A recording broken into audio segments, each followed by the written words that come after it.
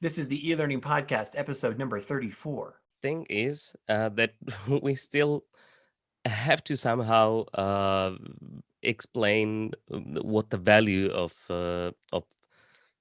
workplace learning actually is, because in this part of the world, it's still treated basically as a some kind of benefit.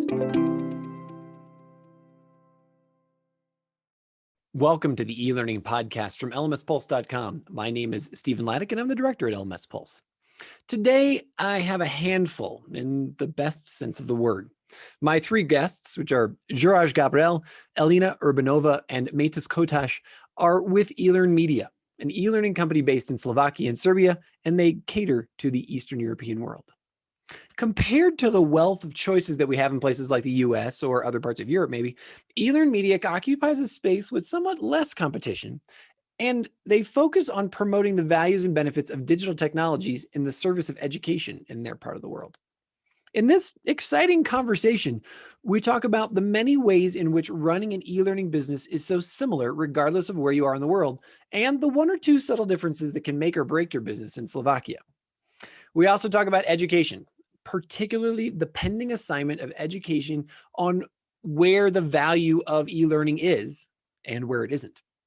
We also talk about why it pays to pay attention to what the rest of the world is doing in e-learning and the limits of knowledge transfer. We talk also about the special priorities you can find in corporate learning, where many services we think of as mainstream in the education sector are just taking off, such as collaboration. And then finally, we talk about the eclectic mixture of modernity, tradition, and cultures that makes Slovak e-learning so unique, and the lessons it has for the rest of the world. But before we get started, a quick word from our sponsors. The e-learning podcast is sponsored by the e-learning Success Summit. Learn from more than 40 experts how to teach, work, and learn online without being overwhelmed.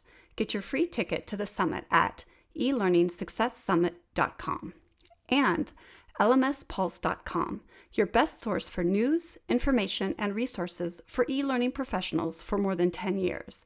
Get our free roundup of the week's top news at lmspulse.com. Welcome to the e-learning podcast. How are y'all today? We're great. I love whenever you say that to like four people on a Zoom, they're like, I don't know, am I supposed to do that? Anyway, I'm here with Juraj, Elena, and Matus, whose names I'm sure that I have completely just destroyed. But why don't you each, we'll start with Juraj. Why don't you introduce yourself and who you are and what role that you play in eLearn Media? Yeah. My name is Juraj. I came from e-learn media company based in Slovakia. We are e-learning or digital learning provider. My role in the company is the CEO, co-founder, boss, anything you like. And yeah, that's awesome. Head honcho. Elena, what about yourself? Oh, I am a senior experience designer in e-learn media, which means it's basically like instructional designer, and I also create courses and authoring tools and everything you need for the learning content. Fantastic. And Matus. Great. Actually, you pronounced my name correctly, so I do not have to repeat that. And I'm also a learning designer or learning content designer in eLearn Media. And I've spent a couple of, actually quite a lot of years in corporate world. And since probably 2 years ago, I've switched to this small business, real job world, and I'm loving it. So fantastic. That's me. Nothing like it. Since Juraj, you are one of the co-founders and the head honcho, I'll throw this question your way, but obviously Matus and Elena, chime in as you like. Tell us about eLearn Media. One of the things I love about this podcast is that we've talked to people from Congo, from South Africa, from Singapore, from the United States, from Colombia. Now we're talking to Slovakia. How did this thing start? How did you put this venture together, and what was the impetus behind it? Yeah, the story is quite simple. I have to say, I studied the University of Technology in Slovakia, Faculty of Informatics. And by the way, during my study, I did some team project around virtual university. And that time I had no idea about e-learning and what e-learning means. And yearly after my study, I started to work as an outsourced guy in IT sector for my mother company. Especially we provided IT specialists for German speaking countries like Germany, Austria, Switzerland. And I've been working for some projects in Germany.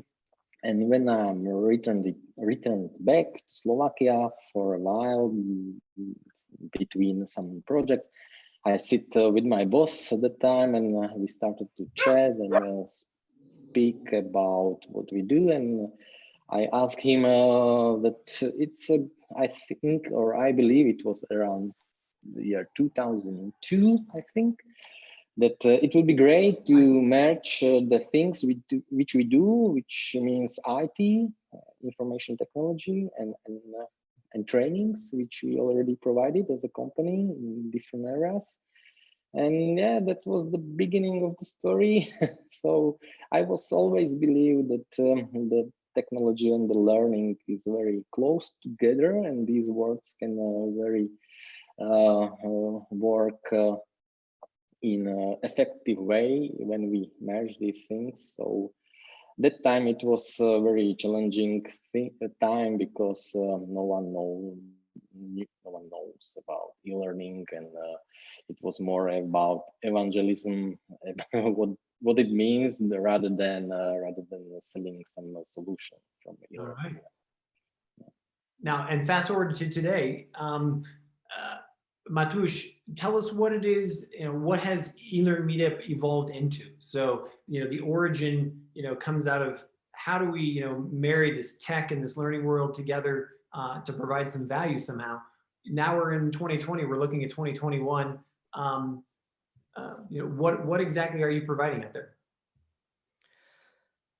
Well, the thing is that we still have to somehow explain what the value of workplace learning actually is, because in this part of the world, it's still treated basically as a some kind of benefit. So it's not like a essential part of the business development as in some other parts of the world, as we would like to see it. So people already know what e-learning is. That's the difference now. Wait, and so do people know what e-learning, are you specifically talking about now, sort of the last 8 months of the COVID crisis, or you mean like even before then, even, in sort of Central Europe, people already knew, like, hey, look, e-learning is a thing and we should probably figure this out? Yeah, well, the thing is, and if you want to connect it to the COVID crisis, to the 2020 specifically, then because learning here is still treated as a benefit, and of course in the bad times, the first thing that gets cut off are the benefits, then the companies are really reluctant to invest in any kind of education for their employees. So we had to somehow we had to go back to the evangelizing role, or yeah, we need to again try to convince people that learning is not supposed to be some kind of extra that if you have some spare time you can do, but if you don't invest, or if you don't make learning and continuous improvement an essential part of your business, of your business culture, then yeah, you will have hard times, especially in the hard times. So because educated employees are much more flexible, able to cope with these strange changes that no one ever expected to happen. So yeah, it's kind of difficult still. Awesome. I appreciate the very honest answer. That's Elena. Maybe you could extend that answer a little bit for me. How different? I mean, and how different is the mindset sort of in sort of that Central Europe or Central European bloc there, as opposed to say either Western Europe or the United States or and maybe even let's think about Asia, because Asia has a lot of the same things, right? Where it's there's a lot of harmony and community, like the cultural aspect of it.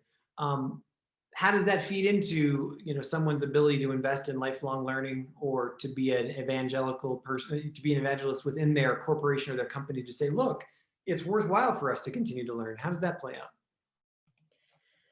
Well, it depends. As always, there are people who are more enlightened, if I could put it like that, and they can evangelize within their company. And there were companies before who knew about e-learning and stuff.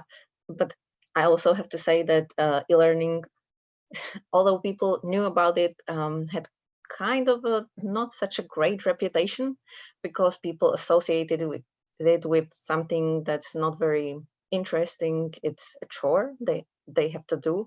So that's part of our challenge to explain that it is not that difficult, and it doesn't have to be boring or awful experience. It could be actually interesting and fun, and it could also benefit you in the learning department. And what we try to explain is that the learning contributes to the actual business, that you actually need learning for your business to function. As Matus already said, it's an essential part, and that's our purpose in this evangelization there. And I think people still are kind of hesitant to accept that, although they start to see the benefits.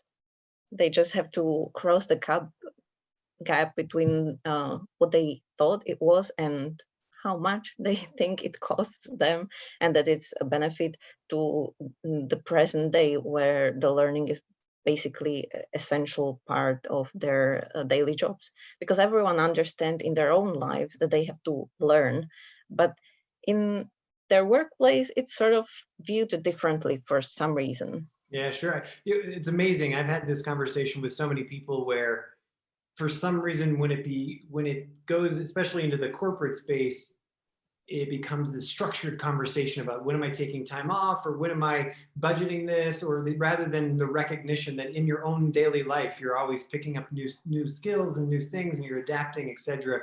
Juraj, tell me about that then. Where are you selling into? Are you selling in directly to sort of HR departments, learning and development departments, or do you go right to the top of a company and say, look, you need to be a visionary leader in this way, or do you bubble? Like, what's your approach in Central Europe in that way? Yeah. Before I return back to your question, just some additional note to your previous one. Fortunately, I have to say that now the situation is much better than about 15 years ago. When now it's the question more not why to do e-learning or digital learning. Nowadays, also in our region and Central Europe, it's more about the question how and with whom, which is always good for us as a vendor.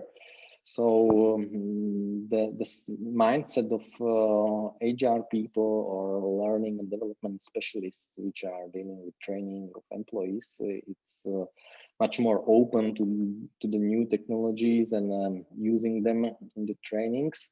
So definitely, we are not the digital adoption champions as a Slovakia as a country, but we are somewhere in the middle, in the mainstream, I would say, of the Europe.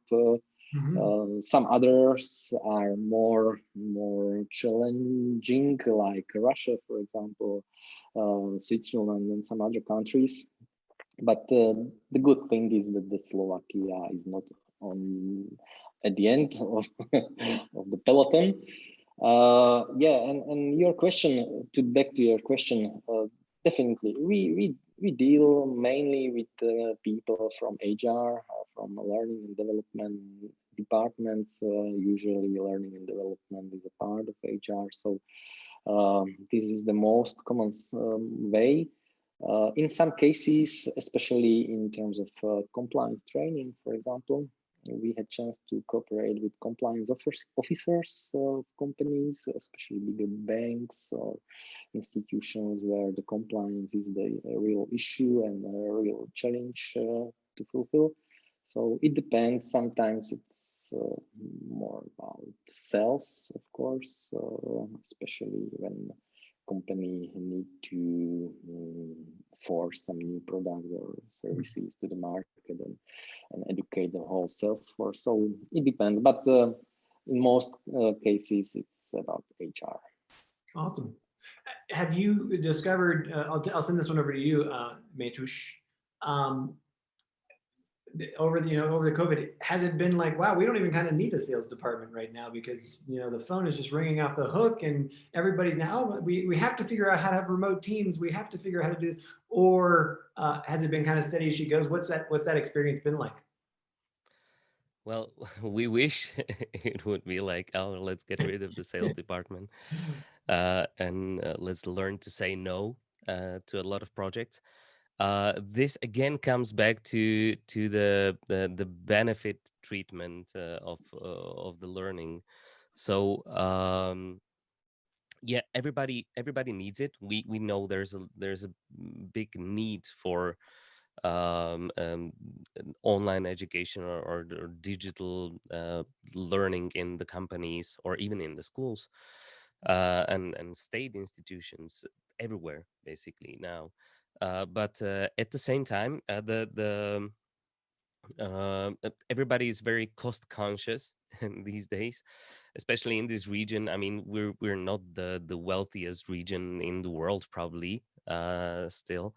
So the usually the need is more on the side like let's learn how to do it ourselves. Let's learn how to do it in-house, so so that we do not have to pay a lot for, I don't know, content or some tools and stuff like that. So yeah, we have some new customers that probably were not strategically thinking long term about training their employees digitally, and have approached it from the point of view as like a new need that arose.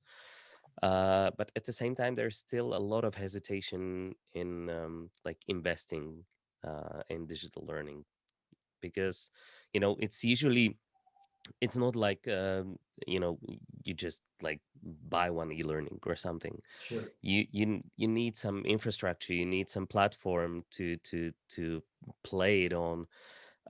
You need to somehow fit it in your actual development plans. So yeah, many companies are not prepared for this still here. So that you teed me up perfectly for my question, Elena. Like, what are the classic mistakes? So let's just say that you've started a conversation with a new company, and do you find that often you're the first provider of e-learning materials? My guess is that that's probably not true. And my real question is like, are they doing all the classic mistakes of e-learning and then you kind of come in and have to rebuild their system? Or are you just kind of tweaking things? Or are you really just building out new courses? Like, what's a common engagement for you? What are common pitfalls that you see with Central European companies? I'll start again. Don't name names. You're not allowed to name names. I won't. I just start as I started before. It depends, because there are a lot of different companies. And I think when someone approaches us, mostly, maybe it's 50-50. Some customers are completely new to e-learning and they need help with everything. They usually have something in-house, like they share presentations, which they call e-learning because it's digital presentation, and that's that. And there are other companies that had previously some vendors that they might not have been so satisfied with. So I'd say it's 50-50. And as to if they make all classic mistakes, not entirely sure of what which you are talking about, but we usually try to help from the perspective what benefits the client. And maybe what I see as one of the classic mistakes is when people just want e-learning. They want digital learning because it's something that other people do, and they don't really tie it back to their business, to their needs, and then people are bored and unsatisfied. Sure. Well, I guess one of the most classic e-learning mistakes, right, is that it's technology for technology's sake, or it's, stuff for stuff's sake, rather than saying what are our real business needs and how can this platform actually, help satisfy those needs. Juraj, Yeah. Go ahead, Elena. Yeah. I just wanted to say that, yes, sometimes our clients, when they come to us, are surprised when we tell them you probably don't need e-learning to hear it from us. Wow. For specific topics, obviously, we think that e-learning has some place there, obviously, but there are things that e-learning won't solve, and we just don't like to do things that aren't helpful. Thanks. Juraj, the follow-up I was going to put in there is, for people who have never lived or traveled to Central Europe, give us a perspective on what a typical either worker or, somebody in a corporation. I mean, are we all, everywhere in the world, people are walking around with smartphones, but is it the case where the culture is, micro learning, I'm going to consume it on my phone, or is it everyone's got a desk and, they would expect to interact through e-learning through that desk, or is there just no way to kind of characterize it?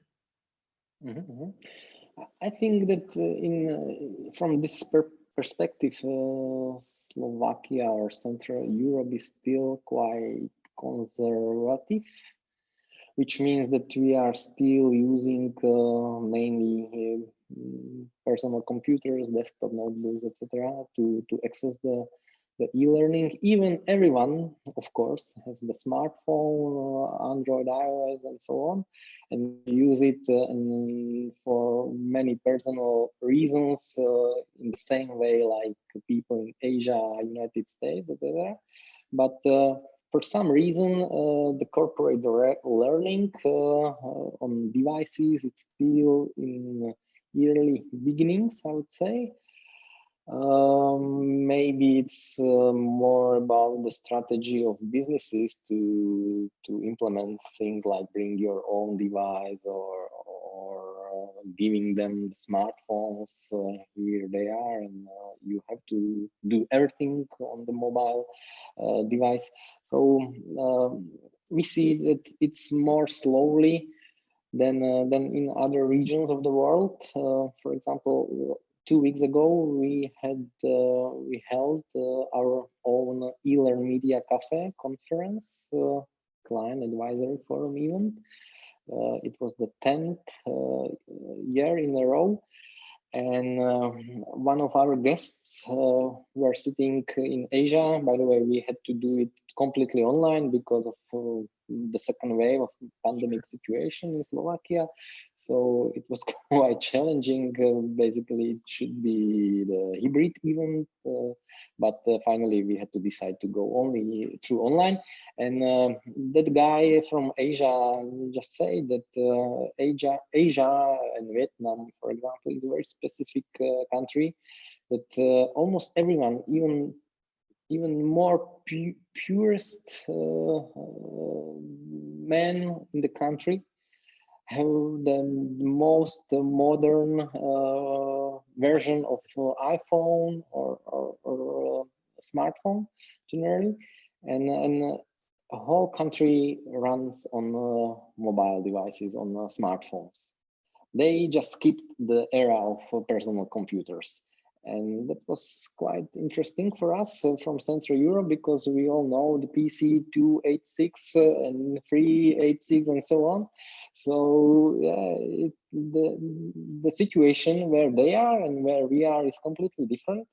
And probably that's the reason why the adoption of mobile learning in our region is more slower than for example, in Asia.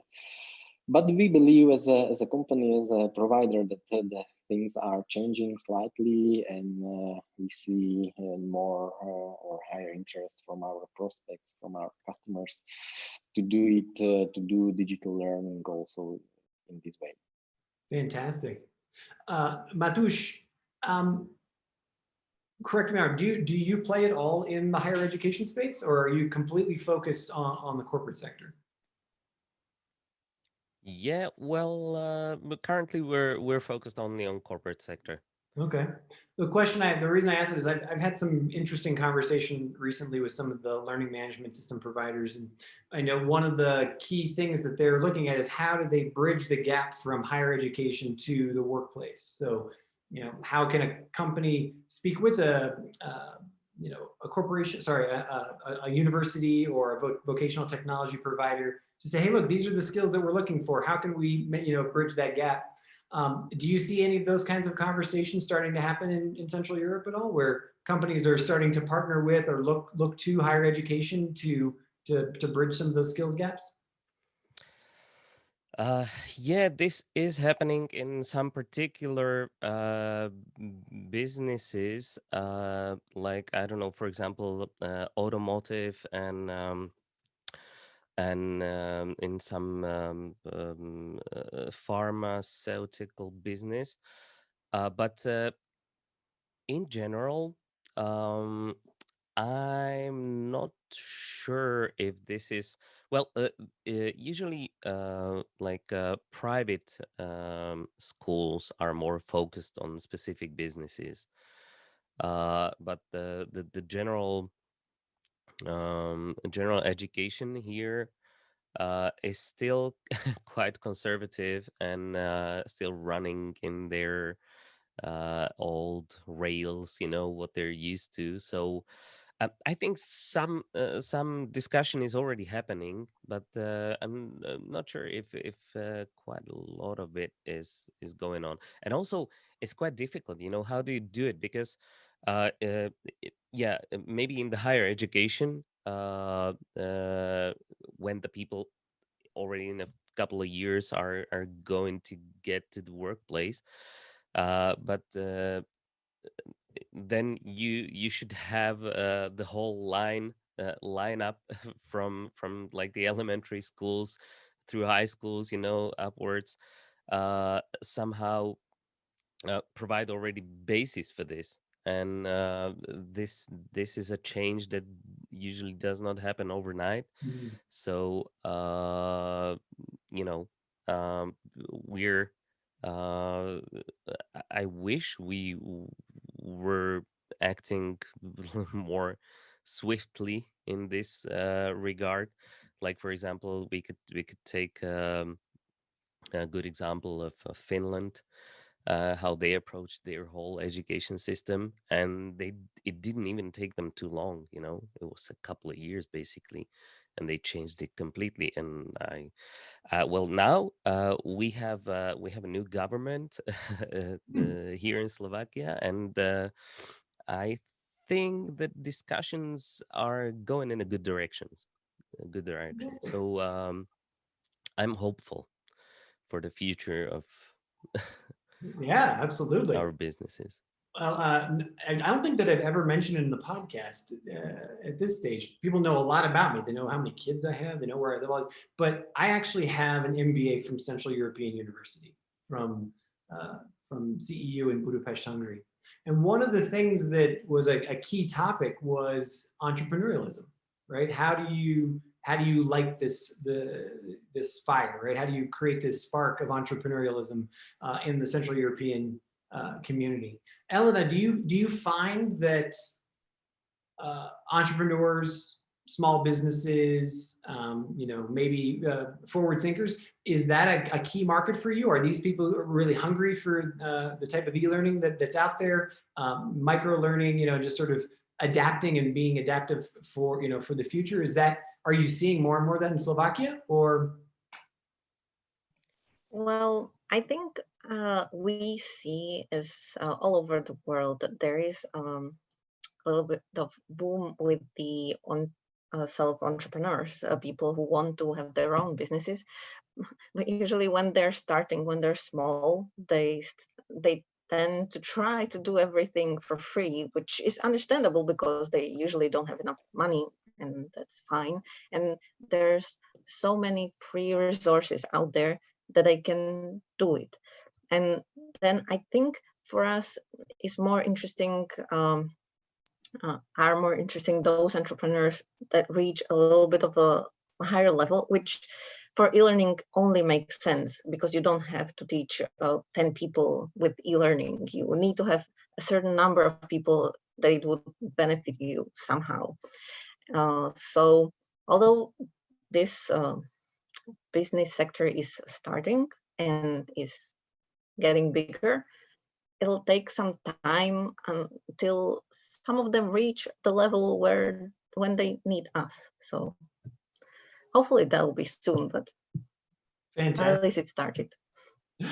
Juraj, I always ask this last question to everybody that I have on the podcast. So I'll tee it up for you as well. What do you see coming down the pipe for the future? It could be 6 months from now, a year from now. Is there a new technology? Maybe you're building it, or is there a new app that you're really excited about? Is there a new? Oh no, maybe I just let the cat out of the bag. No, is there a new tech that you're excited about? Is there a new pedagogy that you're seeing? Is there some consensus around an idea that you're excited about? What's as someone who co-founded this successful company in Slovakia right now, what are you visioning for the future that you're excited about? Okay, I have to say that our strategy from the beginning was do not create anything from the scratch on the green field. Rather that we believe that the partnership and cooperation with maybe some vendors or other companies from a global market which have already some experience with their technology on other markets can bring the higher value for the customer and for us finally here in our region. And therefore from the early beginnings of our company, we created a lot of partnership with different vendors from LMS point of view, and the evolution of technology is very, very quick. So we are somewhere else when we started, of course.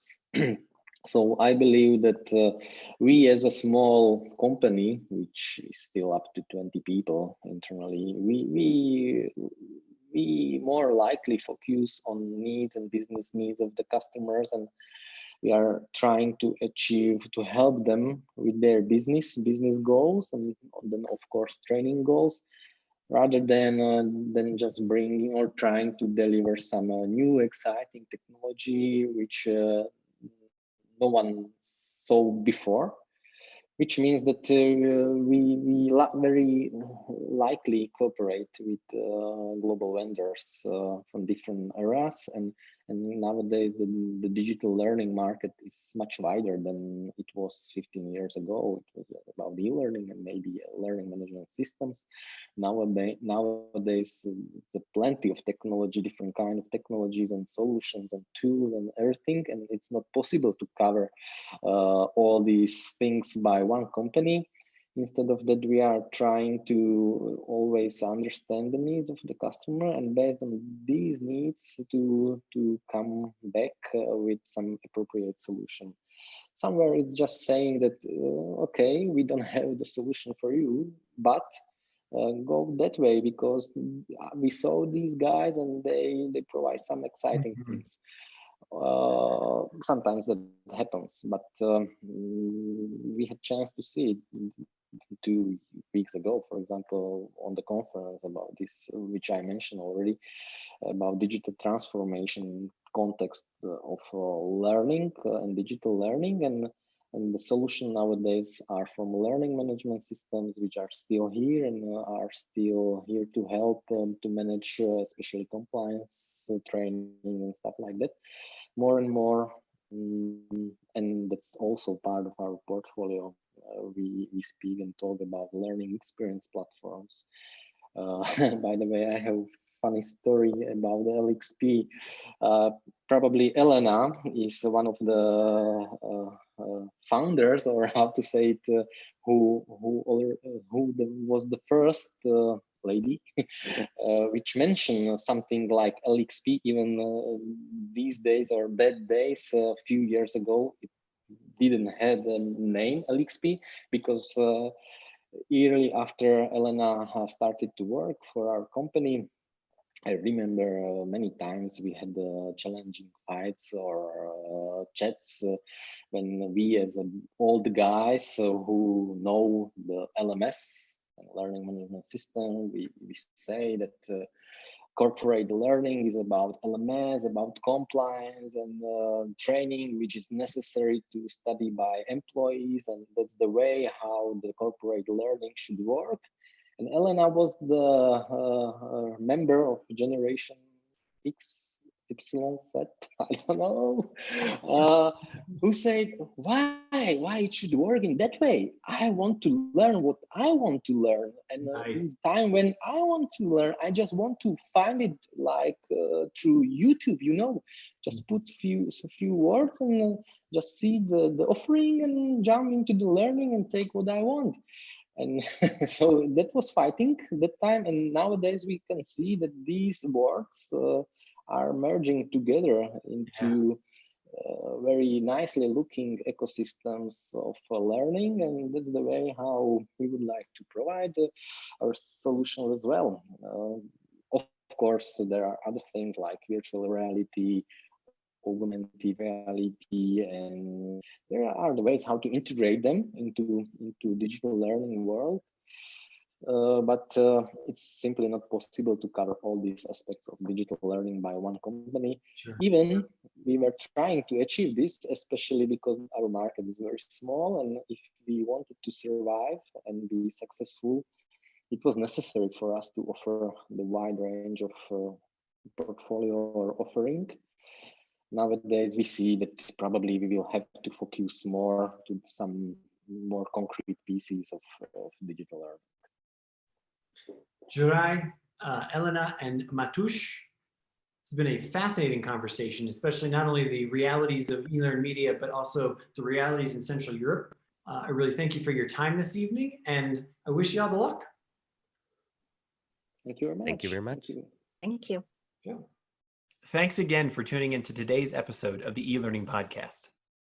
If you like what you've learned today in this episode, I encourage you to either follow us or subscribe to us on Facebook or Twitter or YouTube. And please do share this episode with one or two of your colleagues or friends. Also, I just want to remind you that you can level up your online learning game with all of the information that's available at the eLearning Success Summit. You can get your free ticket at elearningsuccesssummit.com. And finally, you can also stay up to date on everything that's important, all the news and the resources for e-learning professionals at lmspulse.com. Get our free newsletter by just going to lmspulse.com today. Thanks again.